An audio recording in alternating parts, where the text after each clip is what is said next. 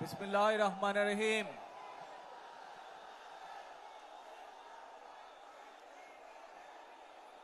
প্রিয় বাংলাদেশ, উপস্থিত প্রিয় মুরব্বীবর্গ, মঞ্চে উপস্থিত জাতীয় নেতৃবৃন্দ, আমার সামনে উপস্থিত প্রিয় ভাই ও বোনেরা এবং মিডিয়ার মাধ্যমে সমগ্র বাংলাদেশ থেকে যারা দেখছেন এই অনুষ্ঠান, প্রিয় ভাই বোনেরা, প্রিয় মা বোনেরা, আসসালামু আলাইকুম। প্রিয় ভাই বোনেরা, আজ প্রথমেই আমি রাব্বুল আলামিনের দরবারে হাজারো লক্ষ কোটি শুকরিয়া জানাতে চাই। রাব্বুল আলামিনের অশেষ রহমতে আজ আমি আমার প্রিয় মাতৃভূমিতে ফিরে আসতে পেরেছি আপনাদের দোয়ায়, আপনাদের মাঝে। প্রিয় ভাই বোনেরা,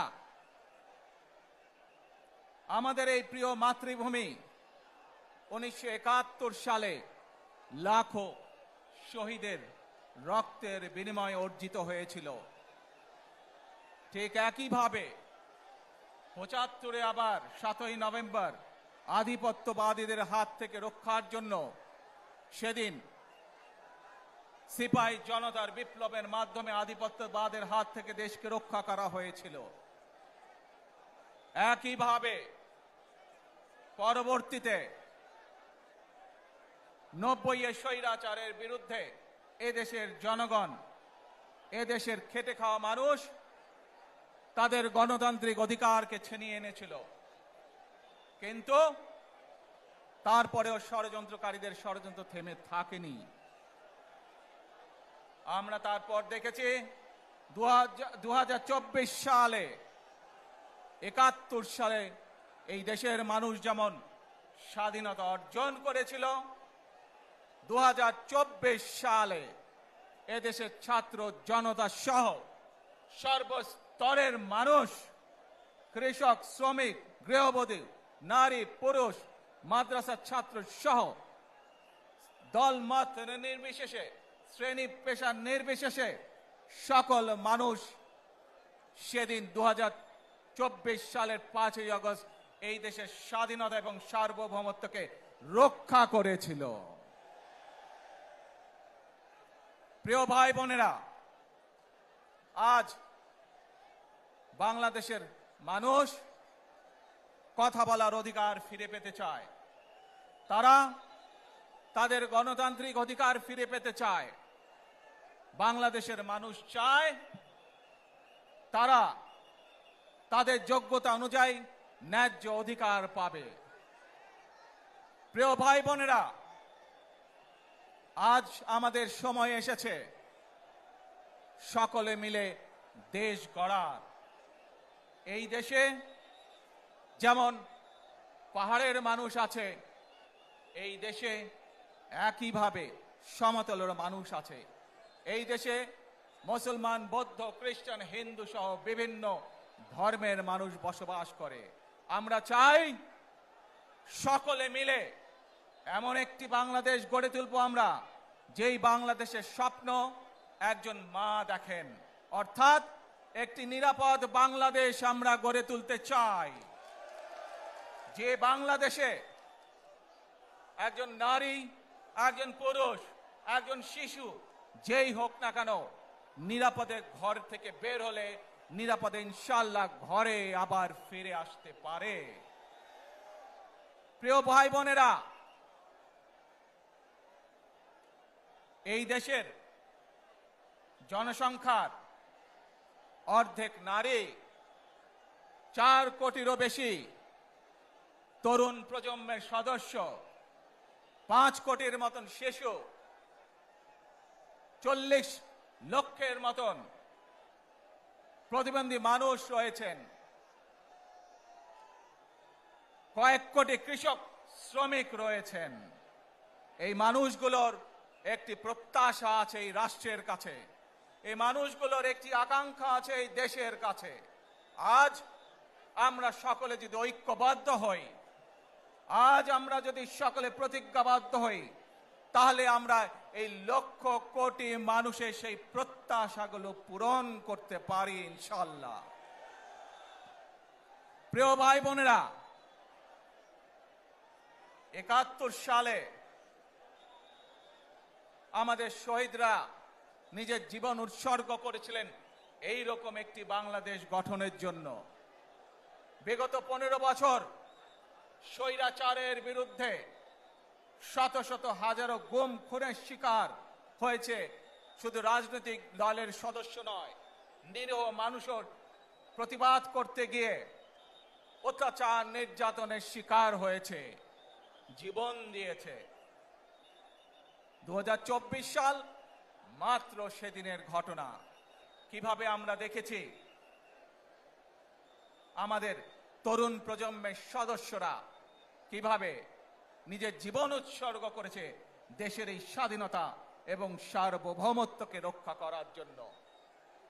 প্রিয় ভাই বোনেরা, কয়েকদিন আগে এই বাংলাদেশের 24-এর আন্দোলনের এক সাহসী প্রজন্মের এক সাহসী সদস্য ওসমান হাদিকে হত্যা করা হয়েছে। ওসমান হাদি শহীদ হয়েছে।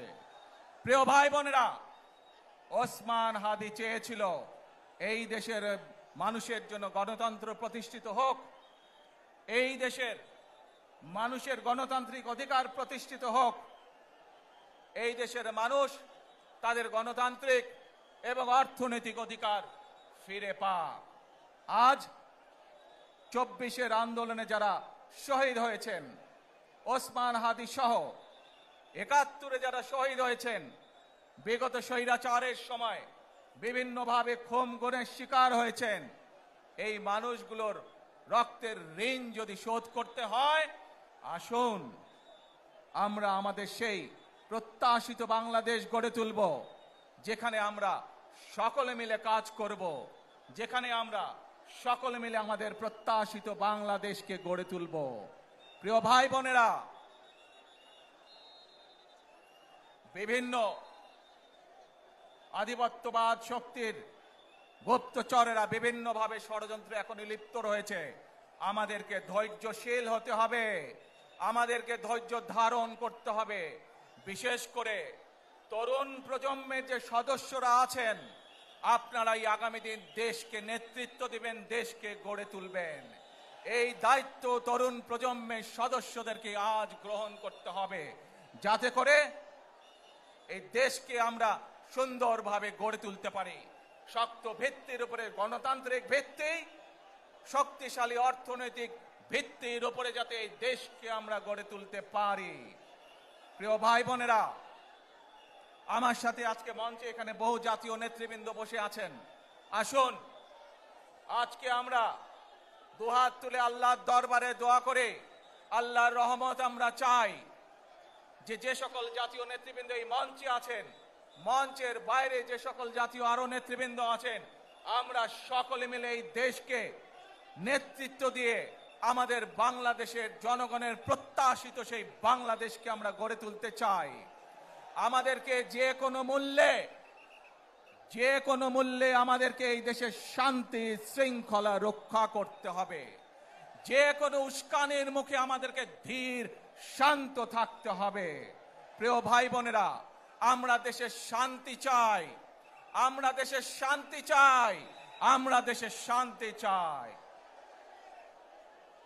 প্রিয় ভাই বোনেরা, মার্টিন লুথার কিং নাম শুনেছেন না আপনারা?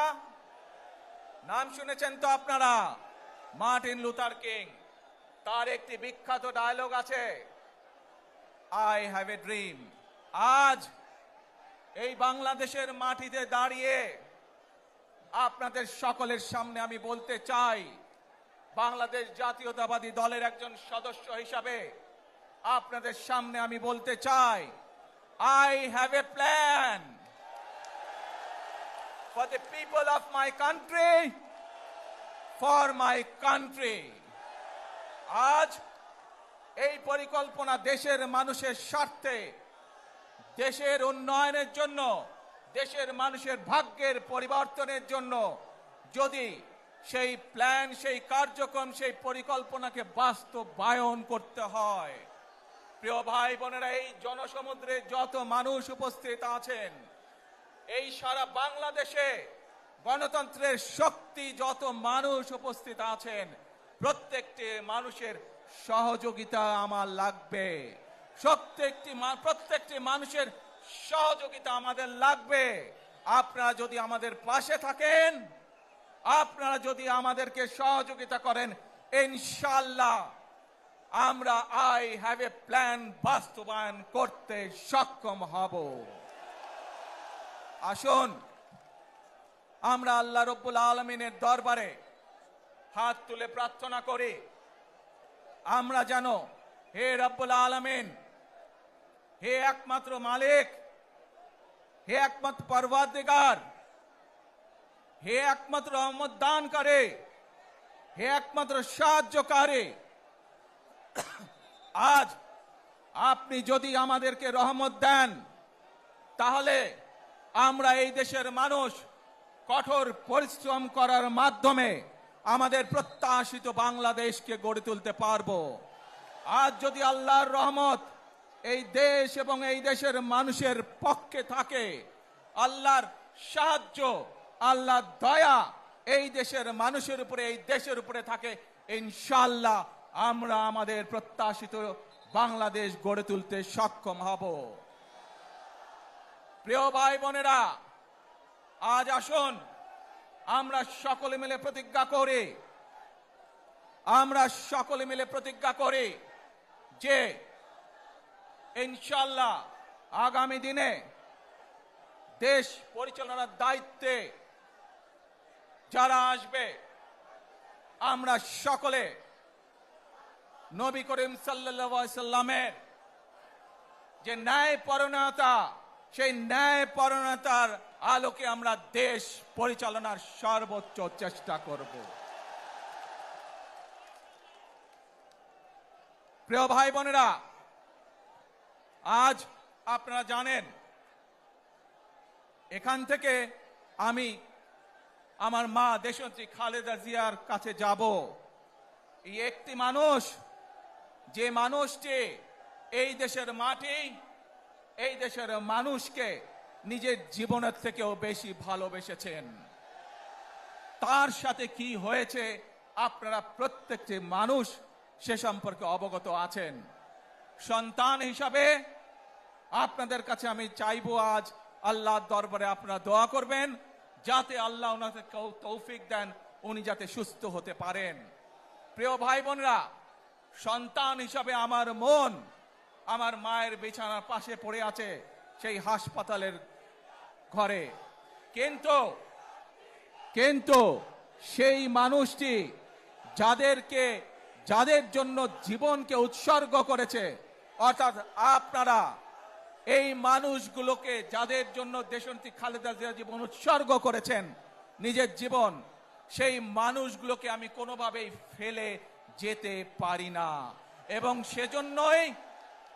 সেজন্যই আজ হাসপাতালে যাবার আগে আপনাদের প্রতি সহ টেলিভিশনগুলোর মাধ্যমে যারা সমগ্র বাংলাদেশে আমাকে দেখছেন, আপনাদের সকলের কাছে কৃতজ্ঞতা প্রকাশ করার জন্য আজ আমি এখানে দাঁড়িয়েছি আপনাদের সামনে। প্রিয় ভাই বোনেরা, আসুন আমাদেরকে আজকে নিশ্চিত করতে হবে, আমরা যে ধর্মের মানুষ হই, আমরা যে শ্রেণীর মানুষ হই, আমরা যে দলেরই রাজনৈতিক দলের সদস্য হই অথবা একজন নির্দলীয় ব্যক্তি হই, আমাদেরকে নিশ্চিত করতে হবে যে কোনো মূল্যে আমরা আমাদের এই দেশের শান্তি শৃঙ্খলাকে ধরে রাখতে হবে। যে কোনো মূল্যে যে কোনো বিশৃঙ্খলাকে পরিত্যাগ করতে হবে। যে কোনো মূল্যে আমাদেরকে নিশ্চিত করতে হবে যাতে মানুষ নিরাপদ থাকতে পারে। শিশু হোক, নারী হোক, পুরুষ হোক, যে কোনো বয়স, যে কোনো শ্রেণী, যে কোনো পেশা, যে কোনো ধর্মের মানুষ যেন নিরাপদ থাকে, এই হোক আমাদের চাওয়া আজকে। প্রিয় ভাই বোনেরা, আসুন প্রিয় ভাই বোনেরা, সবাই মিলে আজ আমরা প্রতিজ্ঞাবদ্ধ হই, সবাই মিলে করব কাজ। কে জোরে আরো, সবাই মিলে করব কাজ, গর্ব মোদের বাংলাদেশ। ইনশাআল্লাহ আপনাদের সকলের কাছে দোয়া আছে, আবারও সকলকে যে কোনো মূল্যে দেশে শান্তি শৃঙ্খলা রক্ষার আহ্বান জানিয়ে যে কোনো বিশৃঙ্খলাকে পরিহার করে ধৈর্যের সাথে মোকাবেলা করার আহ্বান জানিয়ে আমার বক্তব্য শেষ করছি। আবারও আপনাদের কাছে কৃতজ্ঞতা প্রকাশ করছি আজকে আমাকে এইভাবে বরণ করে নেওয়ার জন্য। আল্লাহ হাফেজ। বাংলাদেশ জিন্দাবাদ, বাংলাদেশ জাতীয়তাবাদী দল জিন্দাবাদ। আসসালামু আলাইকুম।